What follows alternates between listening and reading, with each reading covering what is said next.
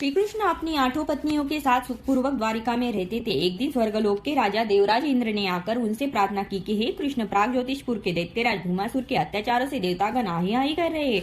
क्रूर भूमासुर ने वरुण का छत्र, दादिति के कुंडल और देवताओं की मणि छीन ली है। त्रिलोक विजयी हो गया है। इंद्रदेव ने कहा, भूमासुर ने पृथ्वी के कई राजा और आमजनों की अति सुंदरी कन्याओं का हरण कर लिया। उन्हें आप बंदीगृह में डाल रखा है। कृपया आप उन्हें बचाए। इंद्र की प्रार्थना सुनकर श्री कृष्ण ने अपनी प्रिय पत्नी सत्यभामा को साथ लेकर गरुड़ पर सवार हो गए और प्राग ज्योतिषपुर पहुंचे। वहां पहुंचकर भगवान श्री कृष्ण ने अपनी पत्नी सत्यभामा की सहायता से सबसे पहले मूर दैत्य को सहित मूर के 6 पुत्र को ताम्र, अंतरिक्ष, श्रवण, विभावसु, नश्वभान और अरुण का संहार किया। मूर दैत्य के वैध हो जाने के समाचार के साथ सुनकर भूमासुर ने अनेक सेनापति और दैत्य को साथ लेकर युद्ध के लिए निकला। भूमासुर को स्त्री के हाथों से मरने का श्राप था, इसलिए भगवान श्री कृष्ण ने अपनी पत्नी सत्यभामा को साथी बनाया और घोर युद्ध के बाद अंत श्री कृष्ण ने सत्यभामा की सहायता से उसका वध कर डाला। इस प्रकार भूमासुर को मारकर श्री कृष्ण ने उसके पुत्र को उभयदान देकर प्राग ज्योतिष का राजा बनाया। भूमासुर के द्वारा हरण कर लाई 16,100 कन्याओं को श्री कृष्ण ने मुक्ति कर दिया। वे सभी अपनी अपहत नारियां थी।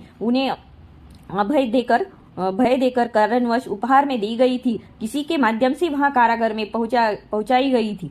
वे सभी भूमासुर के द्वारा पीड़ित थी, दुखी थी, अपमानित थी, लांछित थी, कलंकित थी। सामाजिक मान्यताओं के चलते भूमासुर द्वारा बंधक बनकर रह गई थी। इन नारियों को कोई भी अपनाने को तैयार नहीं था। श्री कृष्ण ने सभी कन्याओं को आश्रय दिया। इस स्थिति में उन सभी कन्याओं ने श्री कृष्ण को ही अपना सब कुछ मानते हुए उन्हें पति रूप में स्वीकार कर लिया। लेकिन श्री कृष्ण उन्हें इस तरह से नहीं मानते थे। उन सभी को श्री कृष्ण अपनी साथ द्वारिकापुरी ले आए। वह सभी वहां आकर कन्याएं स्वतंत्र पूर्वक अपना जीवन व्यतीत करती थी, सम्मान पूर्वक द्वारिका में रहती थी। वे सभी वहां भजन, कीर्तन, ईश्वर भक्ति आदि करके सुखपूर्वक अपना जीवन व्यतीत कर रही थी।